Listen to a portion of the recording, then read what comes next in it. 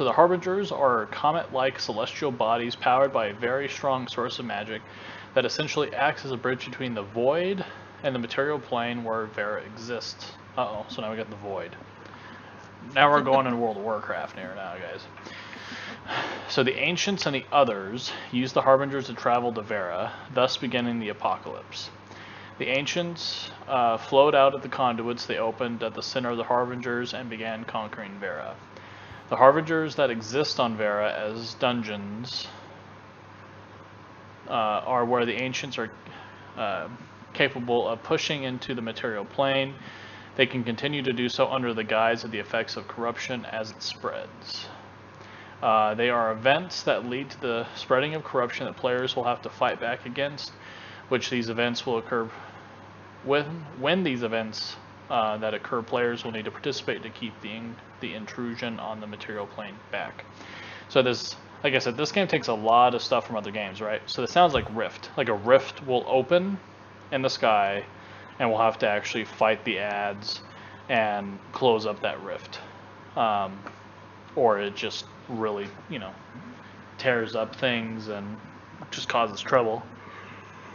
Ooh, excuse me, guys. Let's see here. So bosses. Alright, bosses fall into the following types, which increase with increasing levels of difficulty and loot tables requiring greater numbers of players to kill. So dungeon bosses, raid bosses, regional bosses, and legendary world bosses. Those legendary world bosses, that kind of sounds interesting. See if there's any legendary loot tables. So that just actually brings up legendary. Okay. Open world. Ash's creation will be a seamless open world experience. No loading time, no loading screens between regions. Now this is pretty cool, because that's like World of Warcraft then, right? At that point for the most part. Which means, there won't be, like Final Fantasy is a huge world, but a lot of it is you step through it and then it loads up the next area. So it kind of dices up the world for you.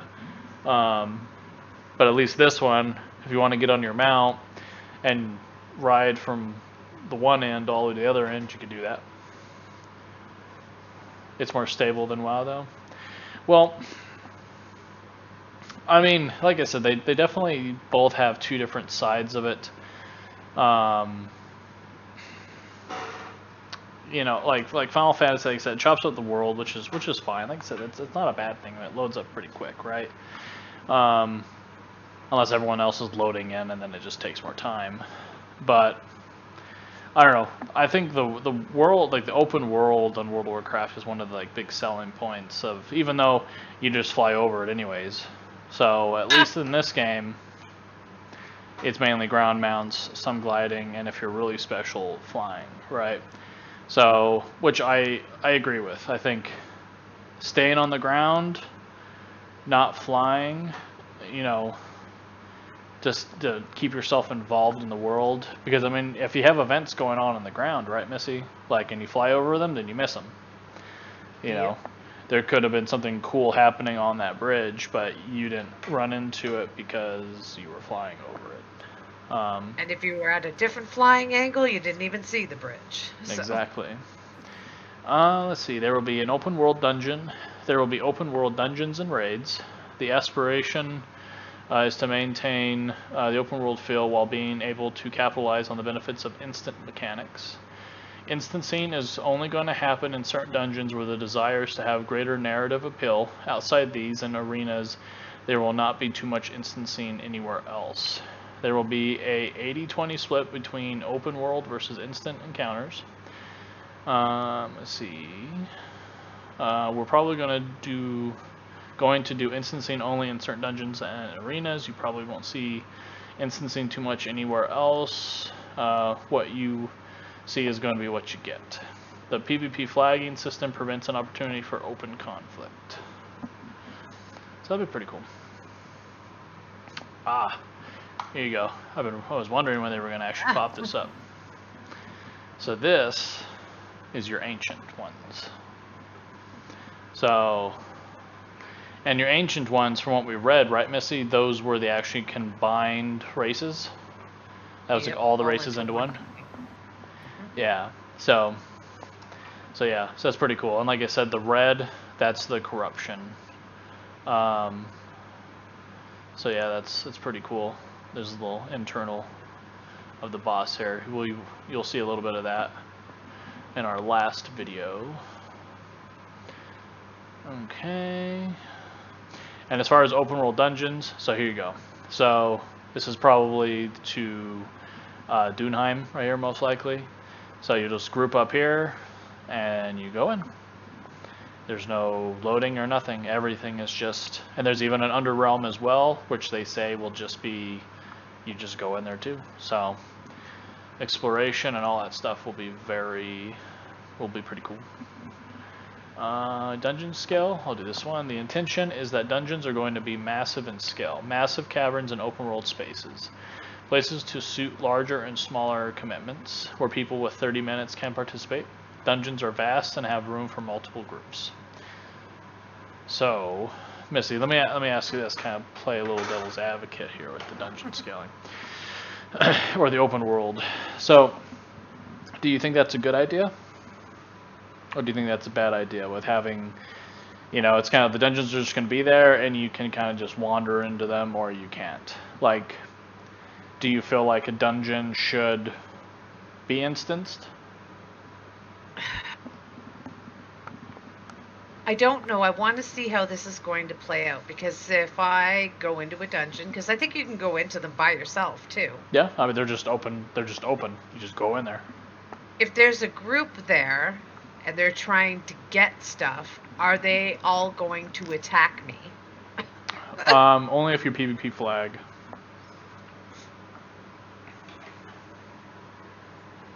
So, or if they're PvP flagged, and I think if they're PvP flagged and you somehow attack them, then you become PvP flagged yourself.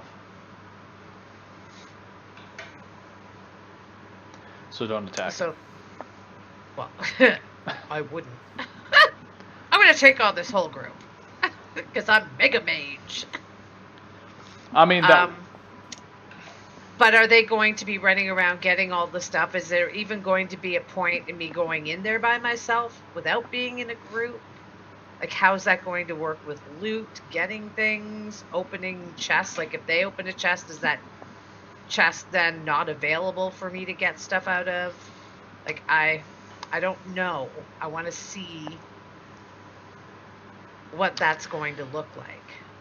Because there are certain games where, there are certain things where somebody opens enough chests, it disappears, right? Yeah. Say World of Warcraft. Enough people open a chest, then it's gone. Is it going to be like that? So is everybody going to get a crack at it and then it disappears? I don't know. So I feel like the way I would have to reserve my judgment. Yeah. On instance dungeons. So I feel like, and I agree with you, George, that it's. I'm not saying it is a bad idea. I'm just saying it's different, right? Like a lot of our MMOs now, I mean, at least the ones that I've played, which is, I mean, quite a few, but so far they've always just been instanced, for the most part. And like what Missy was kind of worried about there, to me, I feel like the philosophy of Ashes of Creation, the risk versus reward, and that actually things mean things. And if you don't do something, then you ain't going to get it. So I think, Missy, your point about the chest is if you go in there thinking that you're going to loot that chest, I almost feel like you would have to be in that party to be able to loot that chest. Like, I'm not for sure if, because then the way that this is working is you have two groups, they're going after that chest. I know, so you would be screwed. That means you would have to. And I'm not talking about a boss fight sort of deal. But would I also then, even if they go in as a group, can I just go in and just join that group or be a part of that group just by being in there and hit the boss too? No, you probably would have to be inside the group, with the group. I'm pretty sure. Well, I think if you hit the boss, just like anything, you tag it. I think yes, you would get that. Now, if it's a chest, I'm pretty sure whoever clicks on that first, like I said, I think they're definitely thinking about these things, right? And I think See, there's just too many things I don't know to be able to have an opinion on it. Because I'm not really sure how an open dungeon is going to work. Because then you could have multiple groups in there. And if there's one boss, or do you each get your own boss? Like, how is that going to work? Or do you all just, if one boss comes out, you're all just working on that boss, whether you're a single player in there, a group, or whatever.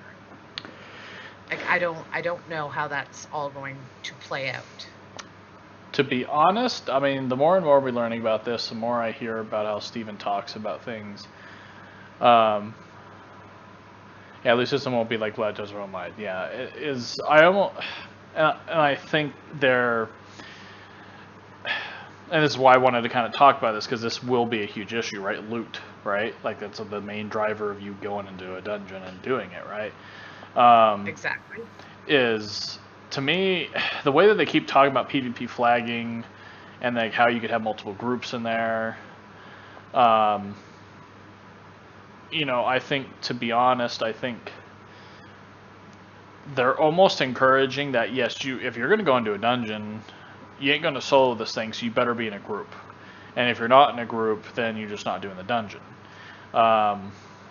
Or if you become more powerful enough, you can maybe solo it a little bit, but I almost feel like the social side, the social aspect of if you want to do this dungeon, you have to get a group to do it, is going to be pretty prevalent. We'll see what they do, and I think this will be a huge thing that the community needs to let them know. Be like, we know you really want to stick with your guns about, like, not everyone's going to get the chest, and that's all right. You come back later for it. But the way that they talk about it, I've heard Steven talk about it, is, oh, there's another group over there, we should attack them. Because they're in our dungeon right now. So, yeah.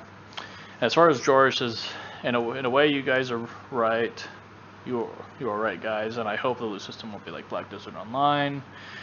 Yeah. By the way, what do you think, which is best?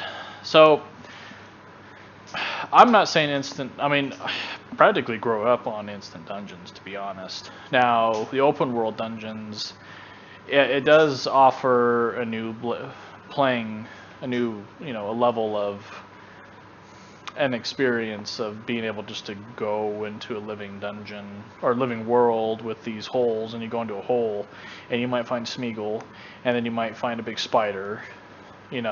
That's cool. That aspect is cool, right? It's not locked into its little instanced thing, and once you're done with it, you leave, it's done. The world does not change based upon what you did in that instance dungeon, because it was instanced, right?